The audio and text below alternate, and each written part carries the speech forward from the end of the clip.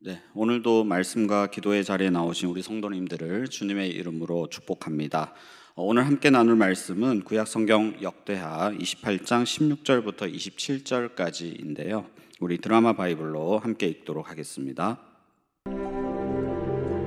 그때 아하스 왕이 아수르 왕에게 사람을 보내어 도와주기를 구하였으니 이는 에돔 사람들이 다시 와서 유다를 치고 그의 백성을 사로잡았음이며 블레셋 사람들도 유다의 평지와 남방 성읍들을 침노하여 베세메스와 아얄론과 그데롯과 소고 및 그 주변 마을들과 딥나 및 그 주변 마을들과 김소 및 그 주변 마을들을 점령하고 거기에 살았으니 이는 이스라엘 왕 아하스가 유다에서 망령되이 행하여 여호와께 크게 범죄하였으므로 여호와께서 유다를 낮추심이라.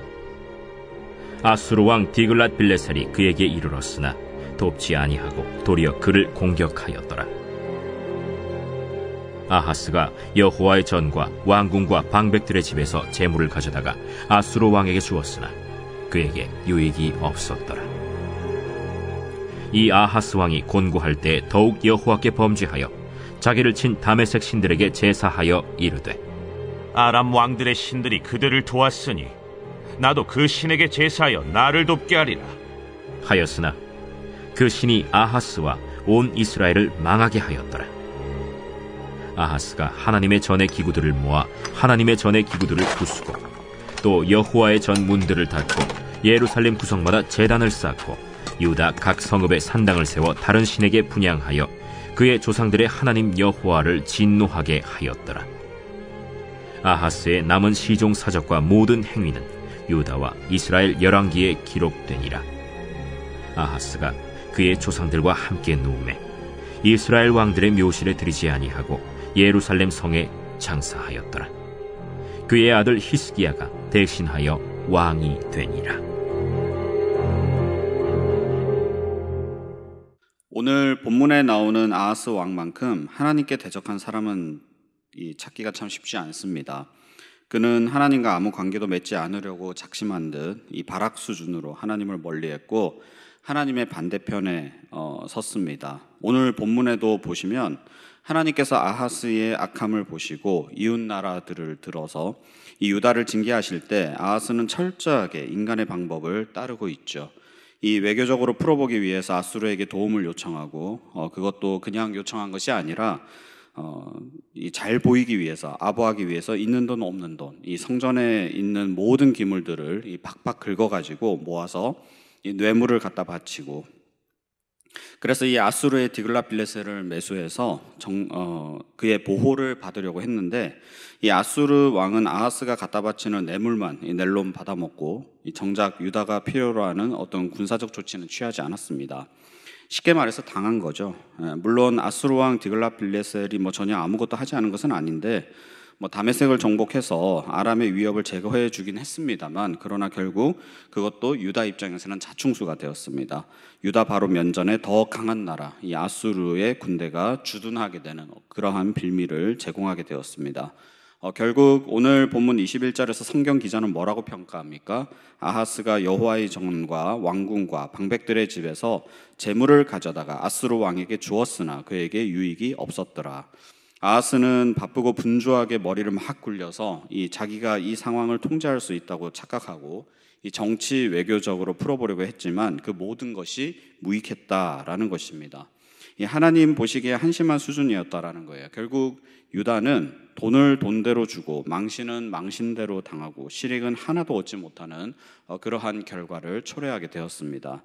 그러면 지금이라도 아하스는 하나님께 돌아오면 되는 것인데 그렇게 하지 않았다라는 거예요. 분명 지금의 국가적 어려움은 아하스가 하나님 앞에서 크게 범죄하였기 때문이고 하나님은 이사야 선지자를 보내셔서 그것에 대해서 적나라하게 다 알려주셨거든요. 그래서 오늘 본문에 대한 이야기는 열왕기서에도 나오지만 이사야서에도 나오고 있습니다. 하나님은 이 근심에 휩싸인 아하스 왕을 안심시키기 위해서 하나님의 말씀을 전하기 위해 이사야를 보내셨거든요. 그것이 이사야 7장에 대한 이야기인데요. 이사야는 아하스 왕에게 하나님이 이스라엘과 아람에 의한 전면적인 침략이 일어나도록 허락하지 않으실 것이다 이 말을 분명하게 전해요.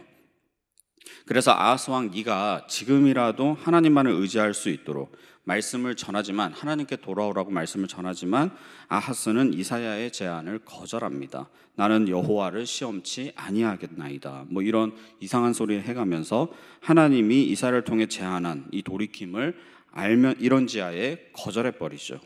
그리고 오늘 본문에서 보듯이 누구를 의지합니까? 아람 왕들의 신을 의지합니다.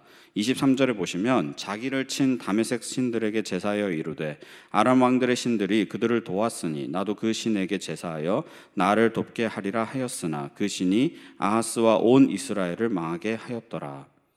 아하스는 하나님을 믿지 않기로 의지하지 않기로 작정이나 한 듯이 철저하게 배교의 길을 걸어갑니다.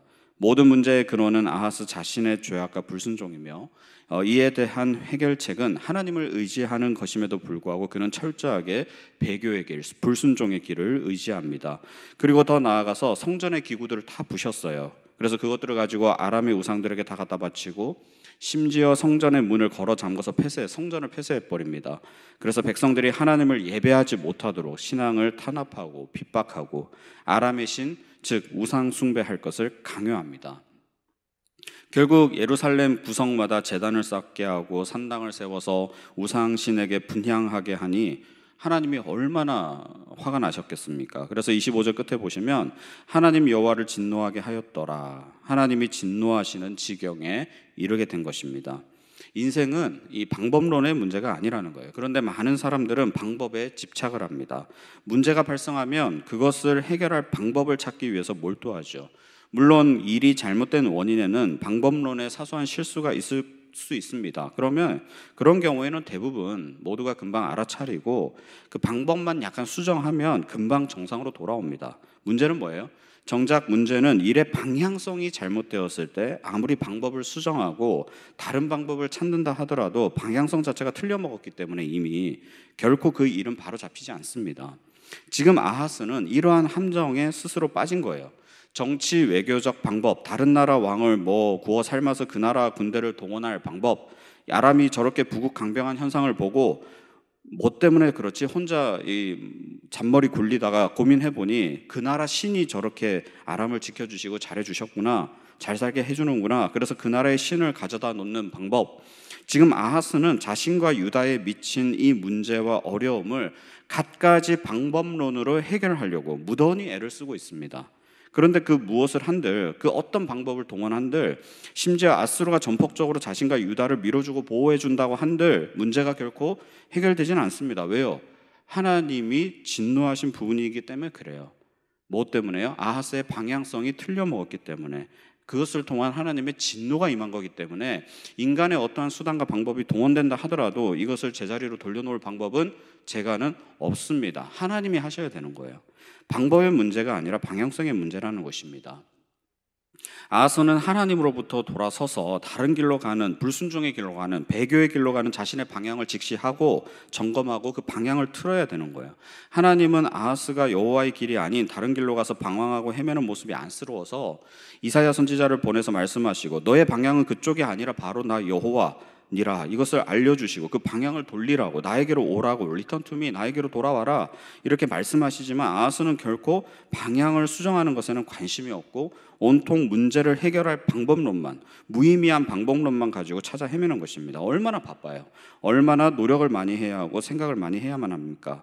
그러나 그 모든 노력과 분주함은 그에게 유익이 없었더라. 하나님은 이렇게 단정지어 버리십니다. 만약에 아하스의 방향성이 하나님께로 수정되었다면, 그래서 전적으로 하나님을 신뢰하고 그분의 말씀에 귀를 기울이고 철저하게 회개함으로 하나님께 엎드렸다면, 다시 말하면 그의 방향성이 전향적으로 하나님께로 수정되었다면 하나님은 당신의 방법대로 유다를 적국의 공격에서 지켜주시고 물리쳐주시고 하나님의 방법대로 유다를 회복시켜 주셨을 것입니다. 이것을 우리는 뭐라 그럽니까? 하나님의 섭리, 이렇게 부르지 않습니까? 하나님의 섭리하심이 곧 우리의 방법이 되는 거예요. 합력하여 선을 이루어 가시는 하나님의 방법이 우리의 방법이 되는 것입니다. 다윗은 절체절명의 위기의 순간에 철저하게 그의 마음과 얼굴을, 그의 전인격을 하나님께 향했습니다.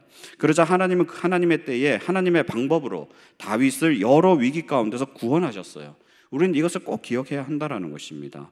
하나님은 불순종의 결과, 죄로 오염되고 영원한 죽음을 향해 달려가는 인간들을 구원하시고자 구원 계획을 세우시고 예수 그리스도를 통해서 우리를 구원하셨습니다. 인간은 아무리 자신을 구원하기 위해 여러 가지 방법, 과학, 철학, 종교, 미신, 이념, 학문, 역사, 이 모든 인간의 방법을 총동원한다 하더라도 육체의 죽음조차 해결할 수 없는 무능한 존재임을 우리는 한사코 잊지 말아야 할 것입니다. 육체의 죽음도 해결하지 못하는 인간이 어떻게 영혼의 죽음, 영원한 죽음을 그 어떤 방법으로 해결하겠다는 것입니까? 절대 불가능하다라는 거예요. 그런데 우리는 어떻게 이러한 사망 권세, 죽음의 문제를 해결할 수 있습니까? 하나님의 구원 방법으로 이 문제를 해결할 수 있다라는 거예요. 우리에게 찾아오신 주님을 믿을 때, 다시 말하면 우리는 지금까지 내가 나의 방법이라고 살아왔던 우리의 방향성이 수정되어서 주님을 전적으로 신뢰하고 믿음으로 하나님의 구원 방법이 우리에게 유효하게 되는 것입니다. 사랑하는 성도 여러분, 오늘 본문에 나오는 아하스를 바라보면서 나는 저 왕처럼 되지 않을 거야, 나는 오늘 저 본문에 나오는 아하스하고는 완전 달라, 더 열심히 순종하고 노력해서 하나님 믿어야지, 이런 반응을 보이시면 안 됩니다. 우리 자신도 이미 아하스와 같은 사람임을, 하나님으로부터 할 수만 있으면 멀어지려고 하는 이 구제불능의 사람, 철저한 죄인이라는 사실을 인식해야 합니다. 그러나 바로 그 이유 때문에 우리의 이러한 추악한 모습, 우리의 이러한 죄 때문에 아무 죄 없으신 예수 그리스도가 고난받으시고 우리의 모든 죄를 대신 지시고 십자가에 달려 돌아가셨다라는 사실을 기억해야 하는 것이죠. 그리고 우리는 예수 그리스도의 죽으심과 부활하심을 믿음으로 의롭다 칭함을 받고 하나님의 자녀가 되었다라는 사실을 깊이 인식함으로 우리 자신은 이제 의인된 신분, 하나님 나라의 백성된 신분임을 자각하고 불의한 것을 멀리하고 우리 자신을 의의 병기로 내어드리는 그 믿음의 열매가 온전히 나타나야 한다라는 것입니다. 하나님을 전적으로 믿고 신뢰함으로 하나님의 도우심과 섭리하심이 날마다 우리의 삶 가운데 충만하게 나타나며 날마다 구원과 은혜에 감사와 찬양을 올려드리는 저와 여러분 되시기를 주님의 이름으로 축원합니다. 제가 기도하겠습니다. 사랑과 은혜가 풍성하신 하나님 아버지, 우리는 아무 공로 없으나 그저 예수 그리스도의 보혈을 의지하여 이 시간 우리의 마음을, 우리의 전인격을 하나님께 내어드리오니 한 말씀이라도 나에게 주신 말씀이라 여기며 삶 속에서 순종하는 모습, 그 열매가 아름답게 맺어지게 하여 주시옵소서. 그러나 내 안에 있는 성령의 내주하심과 충만하심으로 그 도우심으로 모든 유혹과 시험을 견디고 이기며 끝까지 하나님의 말씀만 붙잡고 순장하며 나아갈 때에 모든 하나님의 임재가 충만하여서 우리가 감히 감당할 수 없는 은혜와 능력과 영광을 경험하는 복된 인생 되게 하여 주시옵소서. 특별히 우리의 가정이 하나님의 지성소가 되기를 소망합니다. 늘 말씀이 살아 움직이는 우리의 가정이 되게 하여 주시고 가족 구성원 모두가 하나님을 찬양하며 기뻐하며 오직 하나님만을 모시는, 섬기는 가정이 되므로 충만하신 하나님의 영광과 축복을 누리는 사랑하는 우리 모든 성도님들의 각 가정이 될 수 있도록 축복하여 주시옵소서. 감사드리며 우리를 구원하신 예수님의 이름으로 기도합니다. 아멘.